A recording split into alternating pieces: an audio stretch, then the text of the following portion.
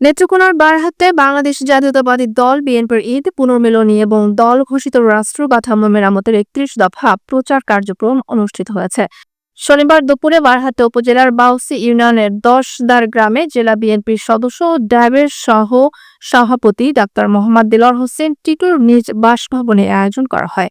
প্রধান আলোচক হিসেবে জেলা বিএনপির আহ্বায়ক অধ্যাপক ডাক্তার আনোয়ারুল হক বলেন, বর্তমান রাজনৈতিক অস্থিরতা ও গণতন্ত্রের সংকট থেকে উত্তরণে বিএনপির ৩১ দফা একটি সময় উপযোগী রূপরেখা। এই কর্মসূচিতে ঘরে ঘরে পৌঁছে দিতে হবে। অনুষ্ঠানে সভাপতিত্ব করেন বাউসী ইউনিয়ন বিএনপির সভাপতি দবির হোসেন এবং সঞ্চালনায় ছিলেন জেলা স্বেচ্ছাসেবক দলের সভাপতি মোহাম্মদ সুলাইমান হাসান রুবেল।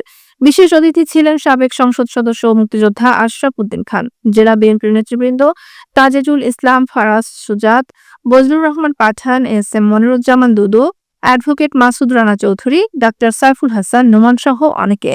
অনুষ্ঠান শেষে আয়োজক ডাক্তার দেলোয়ার হোসেন টিটুর পক্ষ থেকে অতিথিদের হাতে সম্মাননা স্মারক তুলে দেওয়া হয়।